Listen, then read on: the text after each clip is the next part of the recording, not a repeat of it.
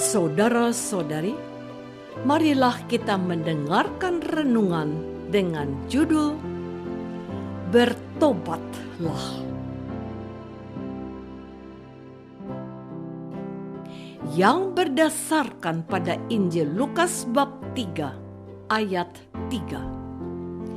Yohanes berseru, "Bertobatlah dan berilah dirimu dibaptis, dan Allah akan mengampuni dosamu."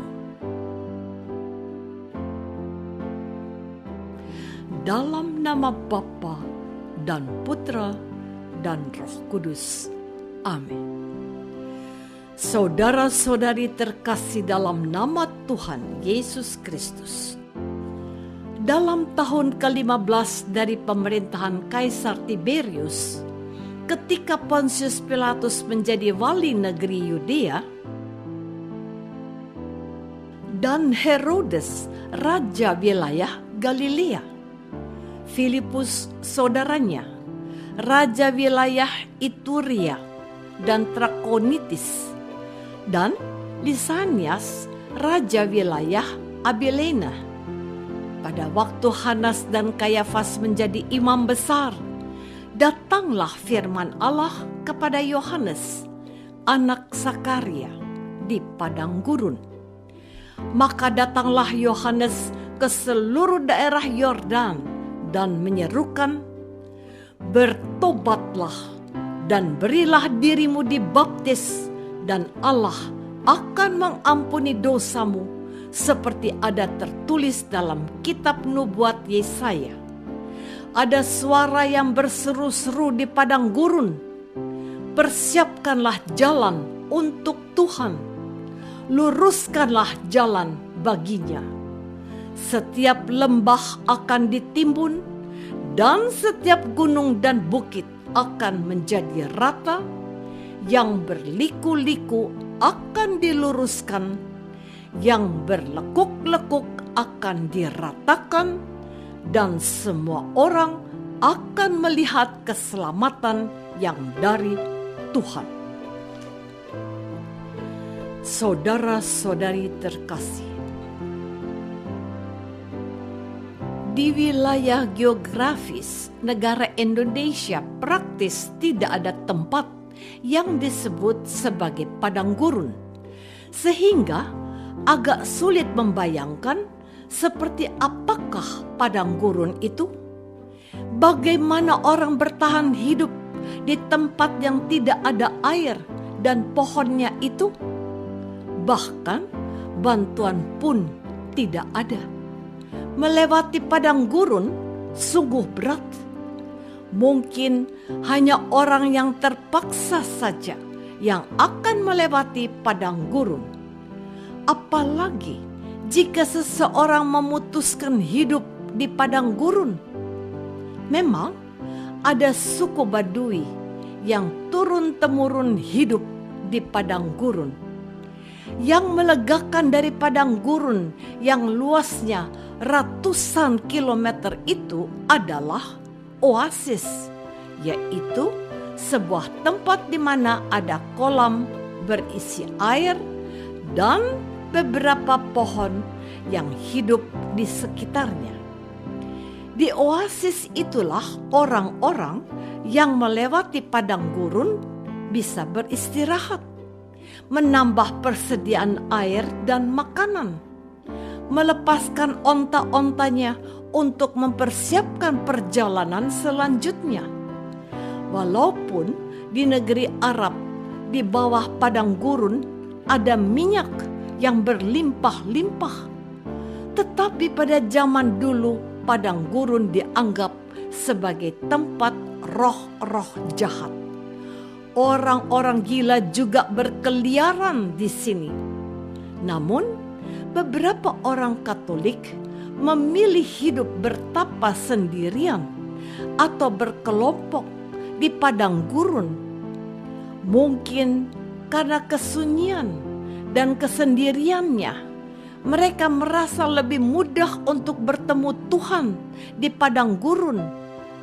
Di padang gurun inilah salah satu kisah dalam kitab suci dimulai. Artinya, Tuhan pun memberkati padang gurun bagi kabar baik yang diwartakan. Saudara-saudari terkasih, menarik sekali kalau dicermati bahwa di padang gurun inilah diserukan untuk bertobat. Yohaneslah yang menyerukannya, tetapi Tuhanlah yang mengutusnya untuk pewartaan itu. Mengapa Tuhan memilih padang gurun? Bukankah tempat itu dianggap tempat segala ketidakbaikan? Bukankah di Yerusalem ada bait Allah yang dihormati seluruh orang Yahudi?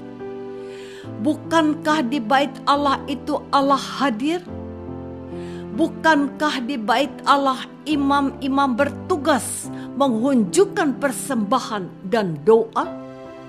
Seperti seorang sakit memerlukan dokter, barangkali seorang berdosa memerlukan padang gurun. Di tempat tanpa kemewahan duniawi itu, seseorang dipaksa melepaskan kenikmatan duniawi. Tidak ada yang salah dengan dunia itu sendiri, karena juga ciptaan Tuhan. Tetapi manusia memilih hanya mencari kenikmatan yang cenderung menjatuhkannya dalam dosa. Sebaliknya, padang gurun adalah tempat di dunia yang cenderung memberikan ketidaknikmatan, bahkan kesengsaraan.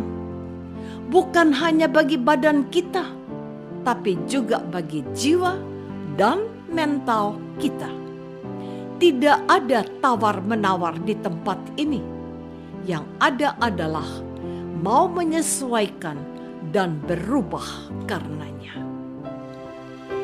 Saudara-saudari terkasih, Yohanes sejak dalam kandungan ibunya sudah menunjukkan tanda-tanda keheranan, sehingga banyak orang bertanya-tanya, akan menjadi apakah anak ini nantinya? Sakaria, ayah Yohanes, pernah bernubuat demikian. Karena engkau akan berjalan mendahului Tuhan untuk mempersiapkan jalan baginya. Yohanes pun benar-benar melaksanakan perutusan itu. Ia tinggal di padang gurun dan minum madu hutan. Pakaiannya dari kulit domba. Apakah Yohanes bertapa atau hanya berjalan-jalan ke sana kemari? Tidak. Yohanes berseru-seru. Agak aneh juga tindakan ini, karena di padang gurun tidak ada siapapun. Padang gurun adalah tempat terbuka yang luas sekali, sehingga suara Yohanes tidak akan terdengar oleh siapapun. Jadi, buat apa dan untuk siapa Yohanes berseru-seru di padang gurun? Tentu saja ditujukan kepada seluruh umat manusia. Entah di padang gurun, entah di tengah kota yang ramai, suara-suara seperti Yohanes dan orang suci tidak akan terdengar atau didengar. Terlalu banyak suara yang harus didengarkan, terlalu banyak kegiatan yang harus dilakukan, terlalu banyak orang yang harus ditemui. Suara Tuhan tidak terdengar sama sekali. Apakah kita sudah mendengar suara Yohanes yang berseru-seru dari padang gurun? Apakah kita sudah bertobat? Marilah kita berdoa.